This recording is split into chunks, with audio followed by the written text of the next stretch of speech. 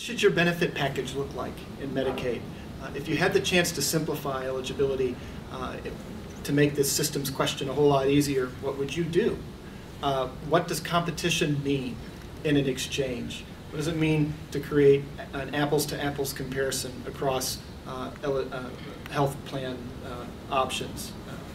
What do you want to do with your Medicaid health plans and MCOs? So many states operate an exchange essentially within Medicaid. One of the things I've had to say to my staff is that we are in an era where uncertainty is the norm.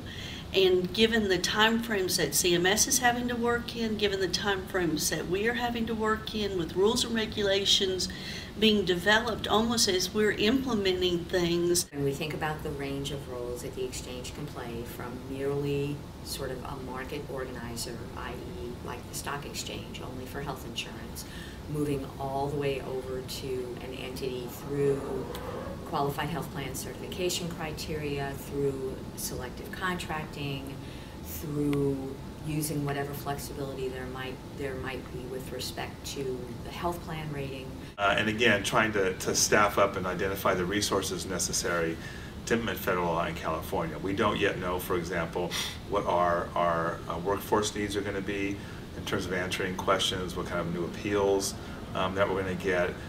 We have still a lot of outstanding questions about the extent that California law harmonizes with federal law and the kind of additional federal or changes we may need to make to state law in order to conform to federal law. State has a good lesson, a best practice they can share.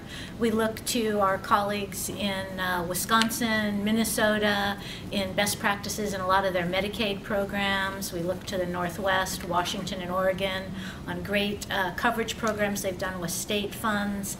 Obviously, Massachusetts is a program we're all looking to for their experience in operating an exchange. The S-chip programs. All the states have them. So much attention was put into outreach and how to bring people into those programs. Those are the kind of lessons that we need to build into our thinking about the exchange. The other thing that has to be most important as we talk about the exchange is the horizontal integration, which is the idea of not only how are we pulling people into healthcare, both the exchange-related subsidy, the non-subsidy, the Medicaid, the CHIP, but also how do we use the exchange to engage our consumer base in those other programs that in many cases are very much underutilized. In my state, I'm also the SNAP director. So our food share program in Wisconsin, our SNAP program, tends to be a program that people have shied away from in the past a little bit.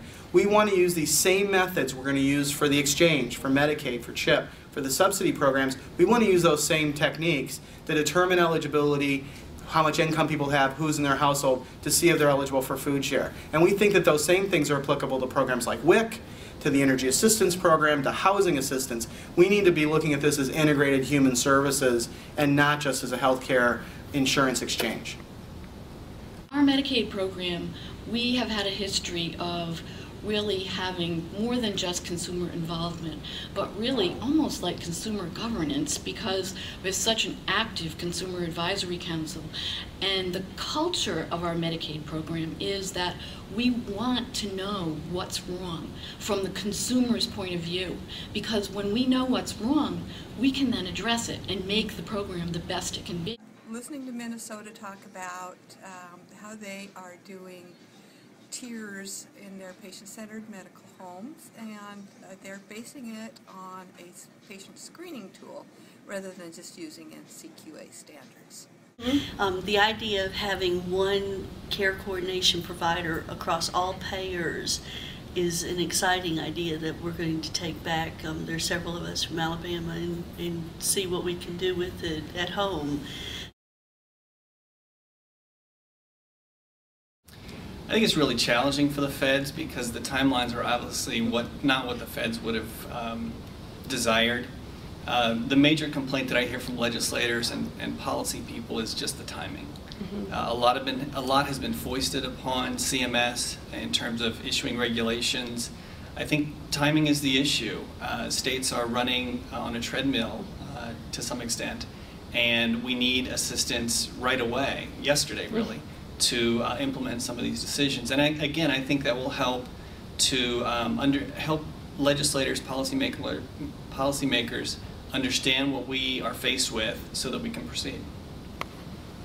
what we need right now is we really need some guidance. I'm not asking for regulations, I'm not asking for a lot of specificity, but we need an idea of what the modified adjusted gross income is going to be. Is it going to be a number? Is it going to be a calculation? What part of the calculation is it going to be? Is it going to be about what household members are included? Is it going to be what income's included? Which particular part of this is about? When we look at some of the all-payer initiatives that states are really trying to do with both private and public payers to change the delivery system, that it's going to be so important that Medicare be really at the table and not on the outside. You know, I think the federal government can't determine the values that we want to promote in the system for each state, but I think they can help, the federal government can help to provide the resources to operationalize it. To make sure that those who are eligible for a subsidy secure the subsidy and enroll in coverage, we need rules that are workable. We need those rules to be as simple as the law will allow. And we need CMS to guidance so that we can implement those systems and those rules in New York, and where CMS can't go as far as some states might like, that the states have the flexibility to go further. Just getting us Medicare data and making it easy for us to get data for the duals.